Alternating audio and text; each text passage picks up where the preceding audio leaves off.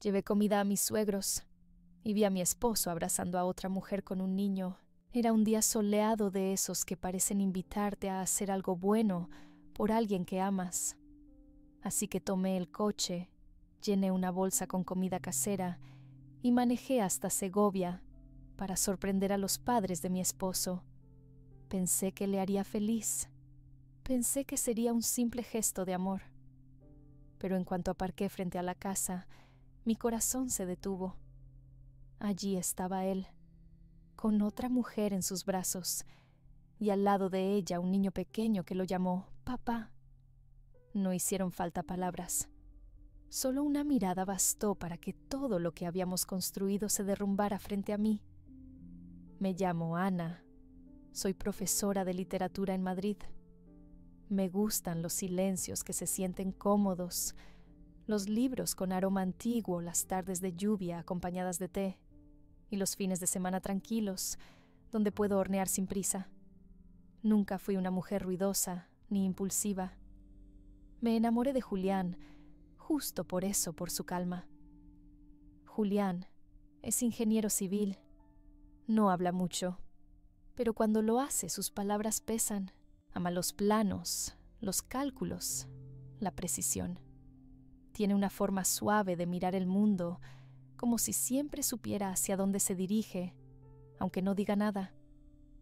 Cuando nos conocimos en una charla universitaria sobre arquitectura y literatura, nos miramos, y no fue necesario hablar demasiado.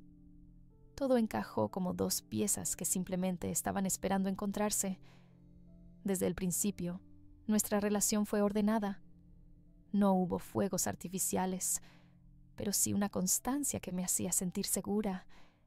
Él era el tipo de hombre que se acordaba de ponerle canela al arroz con leche, porque sabía que así me gustaba. Yo lo admiraba, lo respetaba y sobre todo confiaba en él. Nunca pensé que pudiera ocultarme algo. Cada domingo Julián viajaba a Segovia. Decía que era para ayudar a sus padres con las tareas del hogar, y no dudaba de eso. Sus padres son mayores tradicionales, de esos que te ofrecen café, aunque sepan que no te gusta. Cada semana, antes de que él se fuera, yo preparaba una pequeña caja con cosas que sabía que a ellos les encantaban: empanadas de pollo mermelada, casera de durazno pan de masa, madre alguna tarta. Él recibía esa caja con una sonrisa casi infantil, la cargaba en el coche y me daba un beso en la frente. Siempre en la frente. Me decía que regresaría al anochecer y que me escribiría en el camino como siempre. Lo hacía. Nunca fallaba. Y sin embargo, algo dentro de mí empezó a inquietarse. Una especie de nudo invisible que no podía desatar. Pero esa es otra parte. Yo me acostumbré a esos domingos sin él. Me quedaba en casa leyendo a Tolstói o corrigiendo ensayos. A veces hablaba por videollamada con mis amigas. Otras veces simplemente me sentaba a ver el atardecer. Era nuestra rutina, y aunque había momentos en que me hubiese gustado que Julián se quedara, también entendía su compromiso con sus padres. Nunca me hizo dudar. Nunca me gritó, nunca me miró con desprecio. Era ese tipo de hombre que cuando te escucha lo hace con los ojos como si el resto del mundo no importara. Y eso para mí era suficiente. No teníamos hijos. Nunca fue una decisión clara, simplemente el tiempo pasó y no llegó. Lo conversamos 1 o 2 veces sin presiones. Éramos 2 adultos funcionales que sabían vivir con lo que tenían, y yo pensaba que teníamos todo. Julián trabajaba en una firma de ingeniería muy reconocida. Siempre estaba viajando, aunque solo por el día. Su vida giraba entre planos y estructuras, mientras la mía se tejía entre libros metáforas y jóvenes confundidos que soñaban con ser escritores.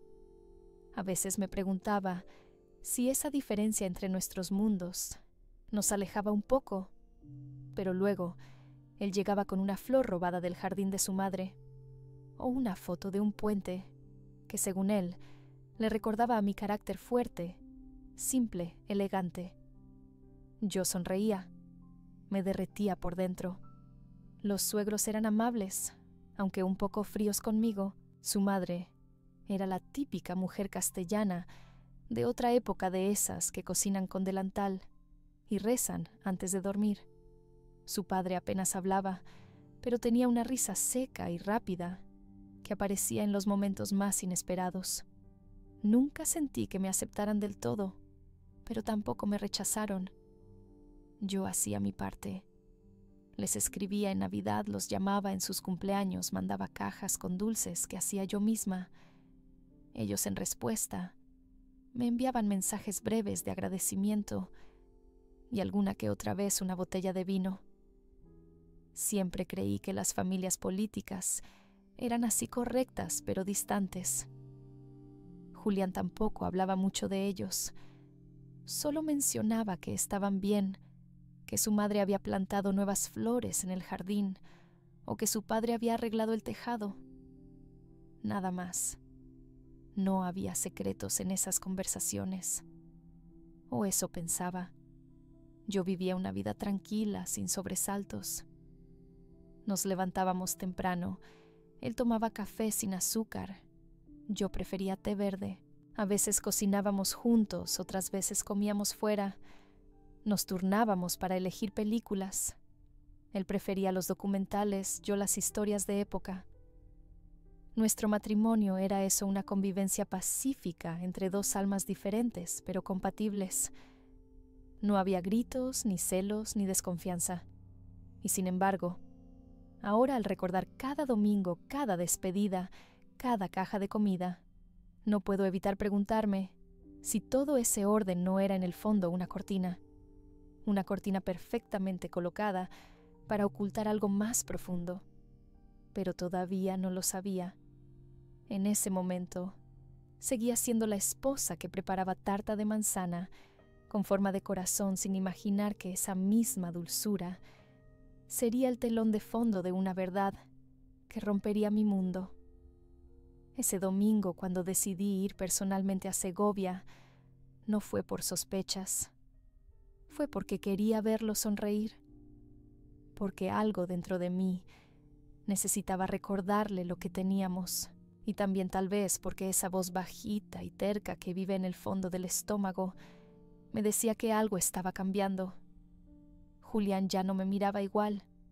No con frialdad, no con enojo, pero con algo que no supe nombrar.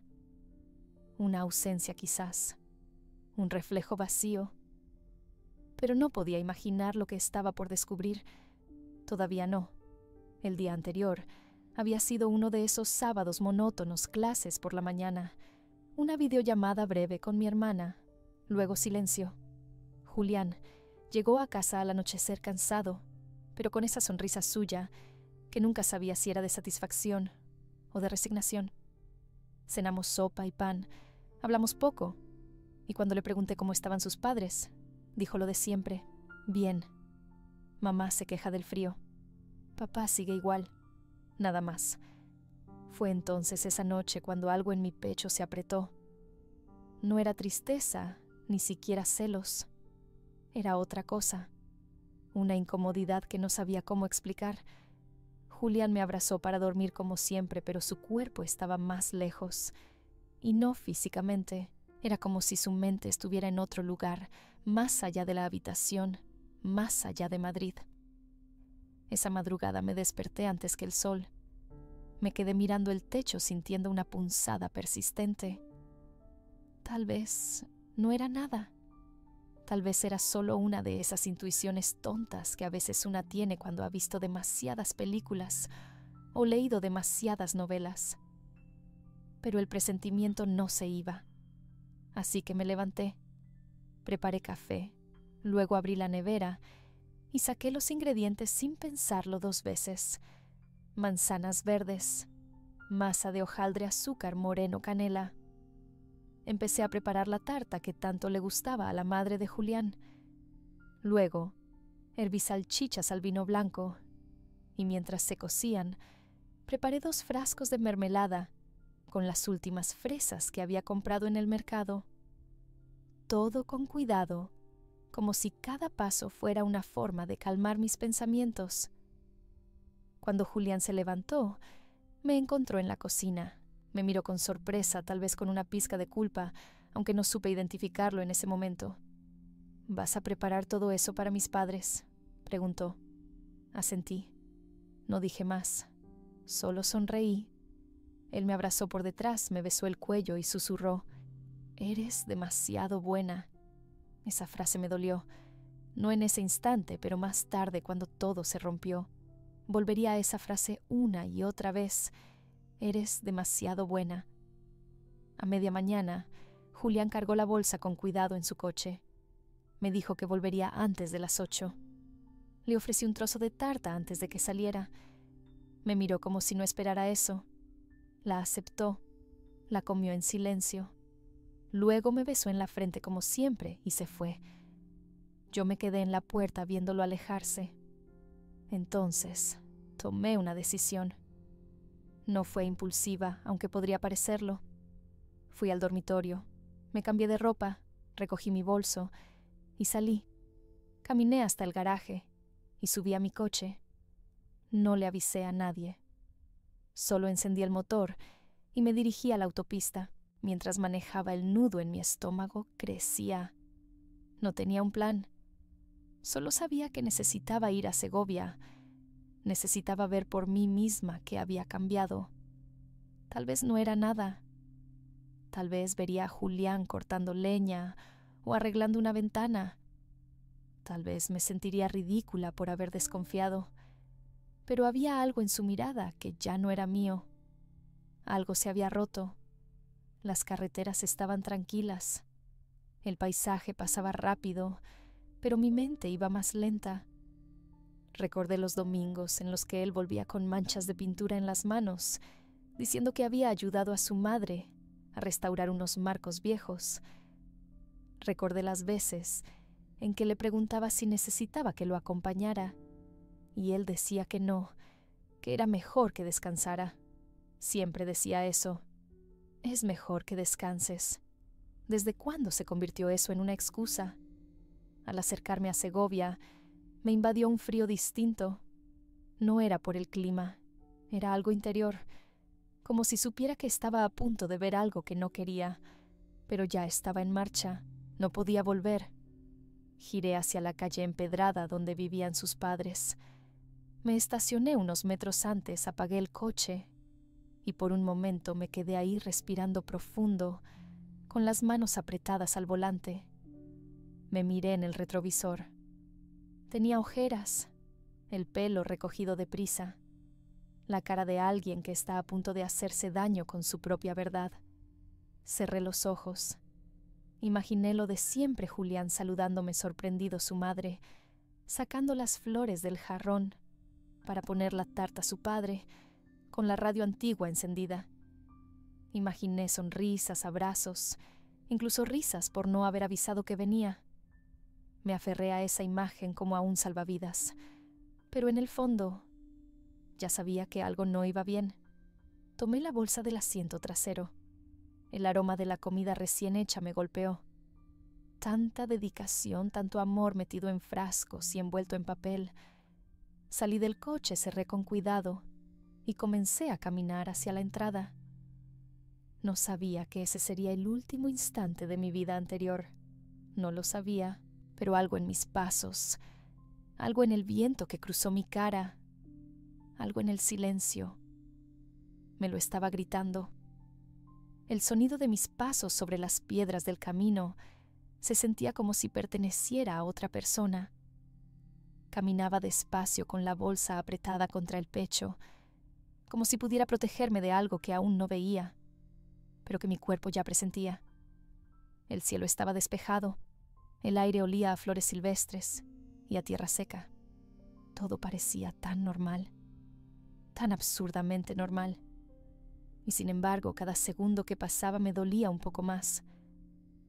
A medida que me acercaba a la casa, algo me empezó a pasar por dentro, como si el corazón se me encogiera con cada metro, como si algo invisible me empujara a dar media vuelta y huir, pero mis pies seguían avanzando por inercia. Vi el portón de madera abierto, algo poco común. Los padres de Julián siempre eran cuidadosos con los detalles. Entré al jardín sin hacer ruido. Las flores estaban regadas, las macetas limpias. El limonero comenzaba a florecer, todo igual, todo como siempre. Pero no él, no Julián. Me detuve al borde del sendero cuando vi su silueta. Estaba de espaldas en el porche de la casa bajo la sombra de la parra. Llevaba esa camisa celeste que tanto le gustaba, la que yo misma le planché la semana pasada. Tenía la cabeza agachada, los hombros relajados. Frente a él, una mujer joven de cabello largo y suelto vestido sencillo, pies descalzos.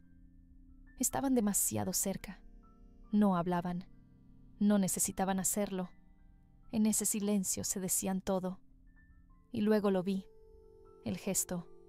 La mano de él rodeando su cintura como si fuera algo habitual, como si ese cuerpo ya le perteneciera, como si lo hubiera hecho 1000 veces. No hubo beso, no hubo caricia obscena, pero la forma en que la miraba me destrozó. No era solo ternura, era intimidad, era pertenencia, era pasado, y lo peor, era presente. Me quedé congelada. No respiré, no parpadeé. Quise desaparecer, pero antes de que pudiera moverme algo más sucedió. Un niño salió por la puerta principal. Tendría unos 5 años, tal vez 6. Cabello castaño, la nariz ligeramente respingada, ojos oscuros como los de Julián. Llevaba un cochecito en la mano y una camiseta manchada de pintura. El niño corrió hacia ellos y se abrazó a la pierna de Julián con total naturalidad. Julián se agachó, le revolvió el cabello y lo levantó en brazos. Lo apretó contra su pecho. Y entonces el niño lo dijo. Esa palabra que me cortó por dentro. Papá, gritó entre risas. Papá, papá, papá. Esa palabra me golpeó como una cachetada con todas las letras. Lo dijo sin miedo, sin dudas, como quien ha dicho esa palabra toda la vida. Y Julián le respondió con una sonrisa que yo no le había visto nunca. No así, no tan llena de vida, de entrega, de amor puro. Lo miró como si fuera el centro de su universo. Luego le besó la frente, y en ese gesto tan simple, tan tierno, supe que todo lo que yo conocía había dejado de existir. Él era padre, y no conmigo. Di un paso atrás. La bolsa se me resbaló de las manos. No se cayó, pero yo sí. Por dentro me caí, me rompí. 1.000.000 de piezas invisibles que no hacían ruido pero dolían como cristales en el alma. Me apoyé contra un árbol tratando de respirar. Mis manos temblaban, mis piernas también. Y lo más absurdo es que no lloré. No aún. No podía. Estaba en shock, completamente en shock. No sabía qué hacer. No sabía si gritar, correr, confrontarlo, esconderme. Me sentí una intrusa en mi propia historia, como si fuera una actriz que llega tarde a una escena donde ya la han reemplazado. Desde lejos vi cómo la mujer ella lo miraba con tranquilidad. No lo besaba, no lo tocaba más de lo necesario, pero tampoco parecía ajena, tampoco se escondía. Era parte de esa imagen, una imagen en la que yo no existía. El niño le mostró su cochecito a Julián, y él se agachó con él en el suelo, jugando como si el mundo no doliera, como si todo estuviera bien.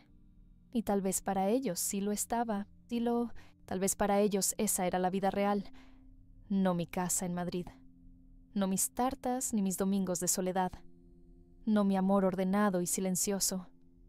Sentí un nudo en la garganta, una rabia sorda que no sabía hacia quién dirigir.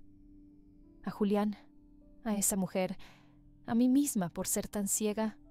Cerré los ojos tratando de no colapsar. Respiré profundo. Necesitaba salir de ahí. Ya. No podía seguir viendo eso. Me di la vuelta con dificultad. Caminé de regreso al coche como una sonámbula. Cada paso era un golpe en el estómago. Cada imagen de Julián con ese niño me perseguía como un eco. Subí al coche, cerré la puerta Y por fin, lloré. El primer sollozo me desgarró. Luego vinieron todos los demás. Lloré como una niña, como una mujer traicionada, como una esposa olvidada, como una tonta que había cocinado con amor para la mentira que la envolvía. Golpeé el volante, me mordí los labios para no gritar, me abracé a mí misma como si pudiera reconstruirme con los brazos. Pasaron minutos, quizá horas, no lo sé, no recuerdo el tiempo, solo recuerdo el dolor, un dolor profundo, sucio, injusto. Encendí el motor con las manos aún temblando. No sabía a dónde ir, no sabía si debía volver a casa a Madrid o simplemente manejar hasta perderme. Lo único que sabía era que ya no podía seguir siendo la misma. Algo había cambiado, algo se había roto de forma definitiva. Conduje sin pensar, sin mirar atrás. No sabía qué haría después. Solo sabía que no podía enfrentar a Julián en ese momento. No así. No con el corazón hecho pedazos. Mientras el coche avanzaba, mi mente repasaba cada detalle de los últimos meses. Las ausencias, las miradas perdidas, los domingos eternos. Todo tenía sentido ahora. Todo encajaba. Él llevaba una doble vida. No de esas llenas de engaños vulgares. Era algo peor, más sutil, más cruel.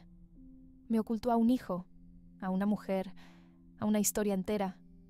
No por vicio, no por lujuria, sino por miedo, por cobardía, porque tal vez en el fondo quiso tenerlo todo sin perder nada, y yo solo fui la parte cómoda de ese todo, la que no hacía preguntas, la que horneaba tartas, la que creía que el amor bastaba, pero ya no creía en nada. Conduje de regreso a Madrid como un fantasma. Las luces pasaban por los cristales del coche como si no fueran para mí. No recuerdo qué emisora tenía encendida. No recuerdo si paré a poner gasolina, si bebí agua, si llamé a alguien. Solo recuerdo ese vacío en el estómago que no se llenaba con nada, ni siquiera con lágrimas. Había llorado todo lo que mi cuerpo me permitía en ese momento. Ahora solo quedaba el hueco de una verdad que no pedí, que no busqué, que no merecía. Cuando llegué a casa, todo estaba igual. El cojín torcido en el sofá, el libro que dejé a medias en la mesita, la taza de té en el fregadero, todo igual, todo esperando a una Ana que ya no existía. Me senté en el suelo junto a la puerta cerrada y dejé que el silencio me envolviera. Un silencio espeso lleno de preguntas sin respuesta. ¿Desde cuándo lo sabía? ¿Cómo pudo ocultármelo? ¿Por qué nunca dijo nada? ¿Qué clase de amor era ese que me negaba la verdad más elemental que tenía un hijo? No dormí esa noche. No pude. Me pasé horas repasando cada conversación, cada gesto, cada ausencia. De pronto los recuerdos empezaron a cambiar de color. Lo que antes eran rutinas, ahora me parecían excusas. Lo que antes eran silencios cómodos, ahora eran muros. Cada vez que él me decía, tranquila, descansa, yo me ocupo, lo sentía como una forma de alejarme, no de protegerme, sino de mantenerme al margen de su otra vida. Me pregunté muchas veces si todo había sido una farsa, pero luego recordaba cómo me miraba cuando nos reíamos juntos, cómo me buscaba con la mano por las noches. No todo era mentira, pero eso no lo hacía menos doloroso, lo hacía más complejo, más injusto. Pasaron los días, no lo llamé, no contesté sus mensajes, y sí hubo mensajes. Al principio uno, ¿dónde estás? Llegué a casa y no estás. Luego, Ana, por favor hablemos. Más tarde, sé que estás dolida, lo entiendo, pero necesito explicártelo. Yo no respondí, no tenía fuerza, ni para gritarle, ni para perdonarlo, ni para entenderlo. Solo necesitaba silencio, y luego claridad. Una mañana, sin pensarlo demasiado, me levanté de la cama, me vestí y fui a la universidad.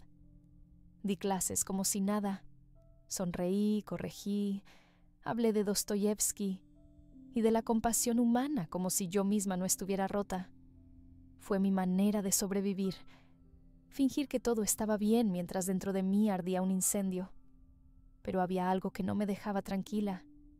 Necesitaba saber quién era esa mujer, saber si era solo una aventura vieja o algo más, saber si su hijo, ese niño dulce de ojos oscuros, sabía siquiera de mi existencia, saber si ella todavía lo amaba. Así que una noche me senté frente a la computadora y busqué. No tenía mucho que usar como pista, pero en alguna de las pocas veces que Julián mencionó a una antigua amiga de Segovia, recordó su nombre, Elena. Solo eso, Elena. Y con ese nombre en un pueblo tan pequeño, no fue tan difícil.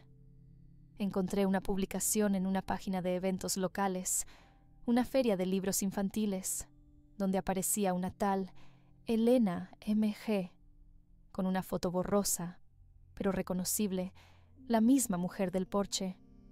Leí que trabajaba como promotora cultural en un centro comunitario que organizaba actividades para niños y talleres de lectura. Me dolió, no porque fuera mala persona, sino porque parecía buena, estable, generosa, como yo, pero en otra vida, la vida que él eligió ocultarme. No sabía cómo acercarme, no podía ir simplemente a tocar su puerta y gritarle, ¿quién eres? Tenía que encontrar una forma, así que usé lo que sabía. Me inventé un nombre, una excusa. Me presenté por correo como investigadora interesada en documentar proyectos de cultura local para una tesis ficticia. Le escribí con respeto, con tacto, con palabras medidas. Ella respondió al día siguiente, cordial, abierta. Me invitó a pasar por el centro comunitario cuando quisiera, sin preguntas, sin sospechas. Sentí una punzada en el pecho. Estaba por entrar en su vida como ella había entrado sin saberlo en la mía. Dos mujeres en extremos opuestos, de una mentira que nunca pidieron. El siguiente jueves, tomé el tren a Segovia. Llevaba una carpeta con papeles falsos, una grabadora, por si necesitaba recordar, y el corazón latiendo como si fuera a explotar. Cuando llegué al centro, ella ya estaba ahí, más joven de lo que recordaba, más tranquila. Me saludó con una sonrisa auténtica, de esas que no se practican. Me ofreció una taza de té y comenzamos a hablar. Me mostró el lugar, los dibujos de los niños, los libros que organizaban. Era amable, serena, no había rastro de hostilidad, no había defensa, y eso me confundía, porque en mi cabeza ella era la otra, pero frente a mí no lo era.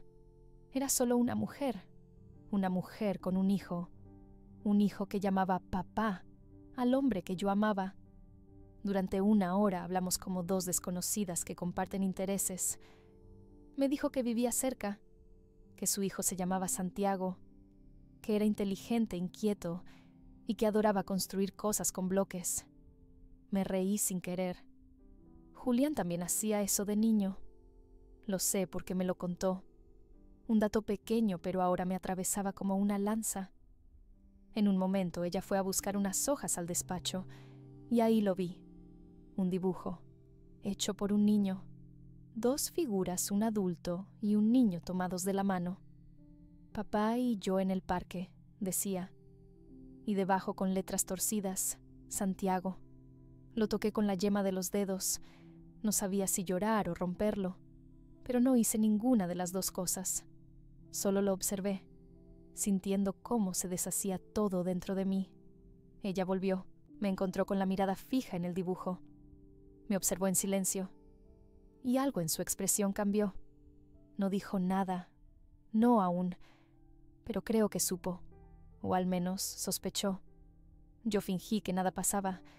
Agradecí el tiempo, le prometí enviarle el borrador del supuesto artículo, y me fui. Caminé sin rumbo. Me senté en una banca frente a una plaza y dejé que el sol me golpeara. Entonces lo supe. No podía seguir fingiendo. No podía seguir en la sombra. Tenía que enfrentar lo que había detrás de ese niño, de esa mujer, de esa historia, porque yo también era parte de ella, aunque nadie me lo hubiera dicho, y necesitaba saber la verdad completa, no solo por él, sino por mí, por la Ana, que todavía temblaba cuando pensaba en su mirada, en sus manos, en sus mentiras, y sobre todo por la Ana, que quería decidir su vida con los ojos abiertos. Volví al centro comunitario 2 días después. No hubo pretextos esta vez. No llevé la carpeta falsa. No llevé la grabadora. Solo llevé mi verdad cruda, desordenada, temblorosa. Elena me esperaba sentada en el pequeño patio trasero, con una taza de té en las manos y el cabello recogido con descuido. Me miró como si ya supiera todo, como si no hiciera falta ninguna palabra más. Pero aún así, me ofreció una silla frente a ella y esperó. Respiré hondo. Me senté. Durante unos segundos ninguna de las dos habló. El silencio no era incómodo, era respetuoso, profundo, como si ambas estuviéramos buscando las palabras adecuadas para no romper lo poco que todavía podía salvarse. Fui yo quien habló primero. No soy quien dije ser. Ella no se inmutó. Solo asintió con la misma serenidad con la que una acepta que va a llover, aunque el cielo esté claro. Lo imaginé, respondió. Me sorprendió su tono. No había rencor, ni ironía, solo una tristeza tranquila, como si ya hubiera vivido esta conversación en su cabeza muchas veces. Soy Ana, la esposa de Julián. Esta vez su mirada se desvió hacia las flores secas en una maceta. Tardó unos segundos en volver a encontrar mis ojos. Lo sospechaba, dijo bajito. El viento movió una hoja entre nosotras. Solo quiero entender, susurré. No vine a pelear, no vine a reclamarte nada. Ella asintió de nuevo, y esta vez bajó la taza con suavidad como si necesitara liberar sus manos para hablar de verdad. No tienes que explicarme todo si no quieres, añadí. Pero yo no sé cómo seguir si no entiendo. Elena se cruzó de brazos, no en gesto defensivo, sino como quien necesita sostenerse para no quebrarse. Nos conocimos hace más de 6 años, empezó. Fue antes de que él te conociera, creo. Nos enamoramos rápido de esa forma tonta y ciega que a veces parece eterna. Pero no lo fue. Él tenía sus planes, su vida, y yo también tenía mis miedos. Discutimos mucho, nos alejamos. No terminó bien. Hizo una pausa, miró al cielo como buscando palabras escondidas entre las nubes. Yo no sabía que estaba embarazada cuando él se fue. Lo supe tarde, y cuando lo llamé ya estaba contigo. Lo dudé mucho. No quería complicarle la vida. Pero él vino y me dijo que haría lo que pudiera sin romper nada. Intentó ser padre sin ser esposo. Intentó estar sin que tú lo notaras. Y así hemos vivido estos años. Le creí, o quise creerle. Mi garganta ardía. Cada palabra suya era un espejo roto en mi pecho. ¿Y tú?, pregunté, casi sin voz. ¿Tú lo sigues queriendo, Elena? No respondió de inmediato. Bajó la vista, se frotó las manos y finalmente dijo: lo quise muchísimo, lo admiré, lo esperé, pero luego con el tiempo lo entendí. Julián nunca supo elegir. Siempre quiso que todo encajara incluso cuando era imposible, y yo me cansé de ser el secreto, de ver a Santiago crecer entre sombras. Lo quiero como padre de mi hijo, pero nada más. Me dolió, pero también me alivió. No había en ella competencia, no había pelea, solo una aceptación resignada. Santiago sabe de mí, quise saber. Ella negó con la cabeza. Solo sabe que su padre vive en Madrid y trabaja mucho. Pero no sabe que estás tú. Nunca quise confundirlo. Esperábamos. No sé, que algún día todo se aclarara. Tal vez nos mentíamos. Tal vez estábamos esperando que tú nunca lo descubrieras, pero ya no más. El silencio volvió, esta vez cargado de una tristeza compartida, como si ambas estuviéramos enterrando algo que jamás debió haberse callado. No quiero hacerle daño, murmuré. A él no, al niño, a ti. Pero me duele tanto. Elena me miró con ternura, con una humanidad que no esperaba.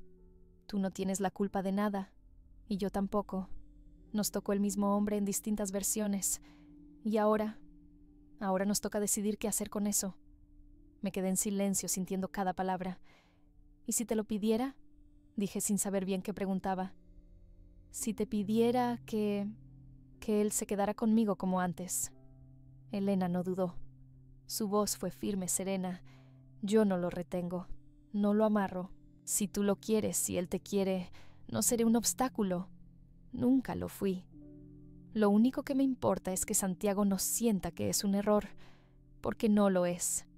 Aunque haya nacido del caos, porque es un niño feliz y merece seguir siéndolo.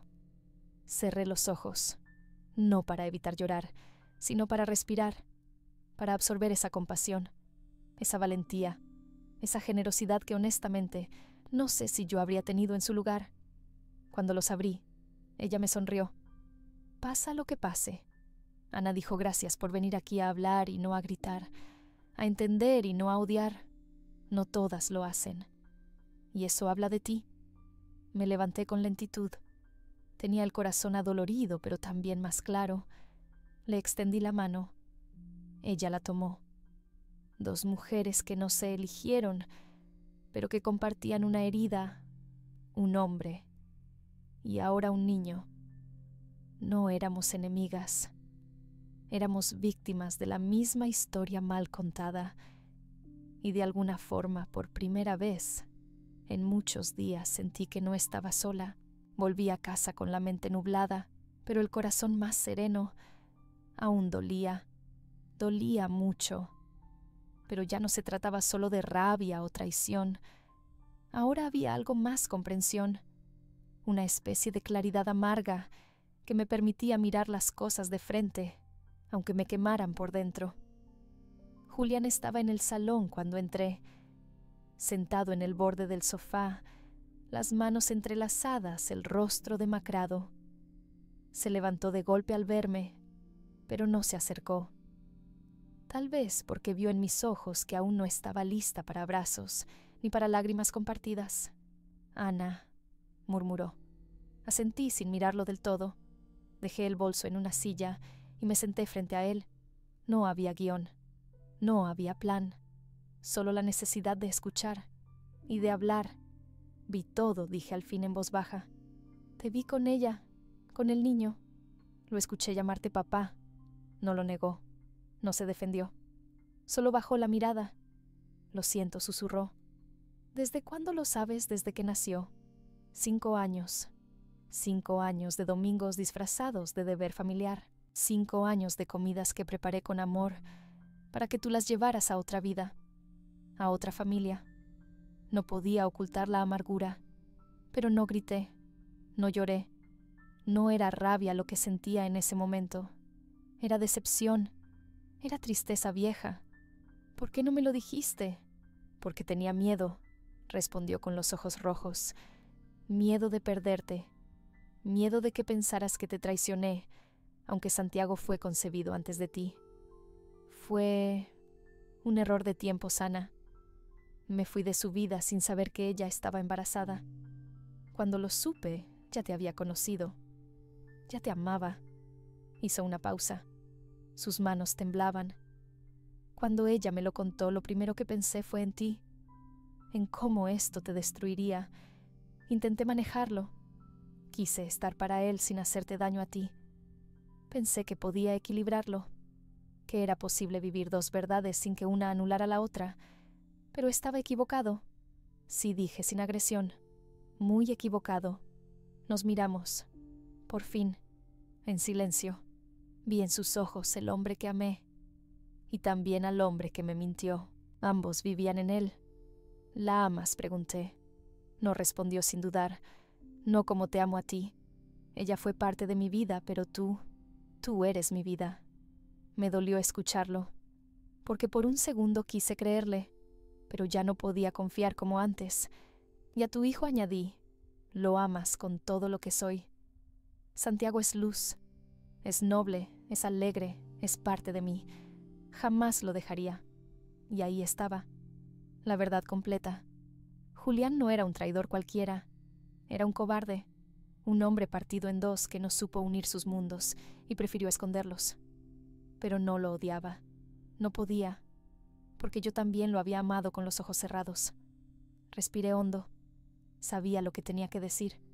No voy a irme, dije. Él levantó la cabeza sorprendido. No, no ahora, no porque tú tengas un hijo, no porque tengas un pasado. Voy a quedarme, pero no por ti. Me quedo porque tengo derecho a decidir si quiero reconstruir esto, porque también es mi vida, y no pienso abandonarla por el desastre que tú creaste. Julián asintió con lágrimas cayéndole por el rostro, pero yo no terminé. Vamos a empezar de nuevo, dije, sin secretos, sin medias verdades, y con Santiago dentro de esta historia, porque si tú lo amas y yo te amo a ti, entonces él es parte de lo que somos. No será mi hijo, pero puede ser parte de mi mundo, siempre que tú seas honesto, siempre que pongas a todos sobre la mesa. Julián se levantó, vino hacia mí, pero puse una mano entre los dos. No te he perdonado, no aún.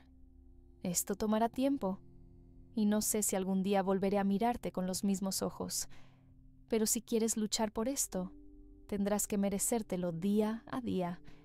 Él asintió. Se arrodilló frente a mí sin tocarme, como si supiera que necesitaba espacio.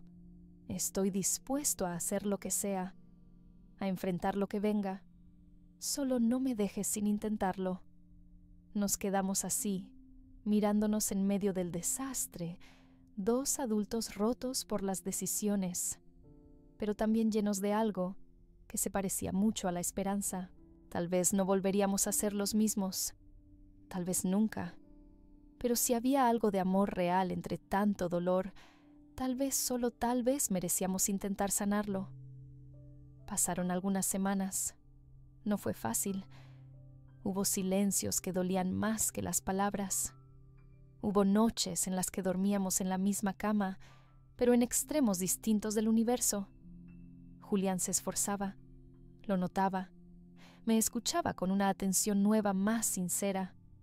No intentaba convencerme, solo estaba presente. No evitaba el tema, no justificaba su pasado. Solo me mostraba quién era ahora con todas sus grietas.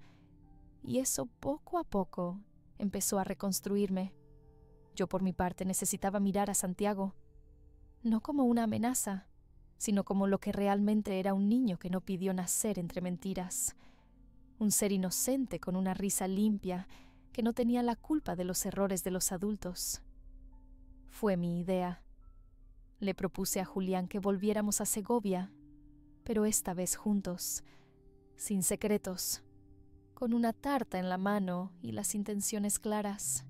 Quería ver a Elena, quería ver al niño, pero no como la mujer traicionada. Quería llegar allí como alguien capaz de transformar el dolor en algo mejor. Tal vez no en una familia tradicional, pero sí en algo nuevo, algo real. Cuando llegamos, el corazón me latía con fuerza. Elena abrió la puerta con una expresión neutra, como si no supiera qué esperar. Yo llevaba una bandeja de bizcocho de zanahoria, envuelta en un pañuelo de tela. Julián me sostenía la otra mano sin apretar. Solo contacto. Humano. Honesto. «Hola», le dije a Elena. Ella asintió con una leve sonrisa. «Hola». Santiago salió corriendo desde el fondo del pasillo con un libro en las manos. Al ver a Julián gritó emocionado y se le colgó del cuello. Julián lo levantó, lo giró en el aire y durante un segundo, lo único que existió fue esa risa. Luego el niño me miró. Me observó con esos ojos oscuros que ahora sabía que también eran parte de mi historia. No dijo nada. Solo me estudió. Me agaché lentamente, le sonreí y le ofrecí el bizcocho. ¿Te gusta la zanahoria?, pregunté. Él asintió tímidamente. Entonces, esto es para ti, pero tienes que compartir. Me sonrió. Fue una sonrisa pequeña, desconfiada, pero sincera. Me bastó. Entramos los 4 a la cocina. Elena sirvió té. Julián y Santiago se sentaron a colorear. Yo me quedé un momento en silencio observándolos. Y entonces entendí. Esto no era el final de nada. Era el principio. No era perfecto. No era limpio. Pero era humano. Elena se sentó frente a mí. Por primera vez no necesitábamos hablar con cautela. Gracias por venir, me dijo. Gracias por recibirnos. Hubo una pausa larga, no incómoda, solo real. 2 mujeres que ahora sabían todo una de la otra. 2 madres, aunque una sin haber parido. No sé qué va a pasar de ahora en adelante, le confesé. No sé si Julián y yo vamos a lograr sobrevivir a esto, pero si lo hacemos, Santiago va a estar en mi vida, no como una obligación, sino como alguien a quien estoy dispuesta a querer. Elena parpadeó lentamente. Sus ojos se humedecieron, pero no lloró. Me extendió la mano. Yo la tomé. Por un segundo sentí que no estaba tocando a una rival, sino a una cómplice. Una mujer tan cansada como yo, tan rota y tan valiente. Al rato estábamos los 4 sentados en la mesa del comedor. Julián partía el bizcocho. Santiago manchaba el mantel con mermelada. Elena reía bajito. Yo observaba, respiraba, sentía. Me permití mirar a Julián sin odio. Me permití ver al niño sin resentimiento. Me permití a mí misma volver a pertenecer. Y entonces supe que aunque mi historia no sería la que había soñado, sí podía ser una historia que merecía ser contada. Una donde no hay vencedores ni vencidos, solo personas tratando de hacerlo lo mejor posible con los pedazos que quedaron. Una historia donde la verdad, aunque llegue tarde, aún puede construir un hogar, tal vez diferente, pero lleno de amor. ¿Y tú? ¿Qué habrías hecho en el lugar de Ana? ¿Crees que se puede perdonar una doble vida si detrás hay amor y responsabilidad? ¿O hay límites que, una vez cruzados, ya no permiten volver atrás? Déjanos tu opinión en los comentarios. Queremos saber cómo ves esta historia, si te tocó el corazón, si te hizo pensar, o si conoces a alguien que pasó por algo parecido. Compártelo. No olvides darle like, suscribirte y activar la campanita para no perderte más relatos de vida tan intensos como este. Aquí contamos historias reales, con finales que tal vez no son perfectos, pero sí profundamente humanos. Nos vemos en el próximo video. Y recuerda, a veces, sanar también es elegir quedarse.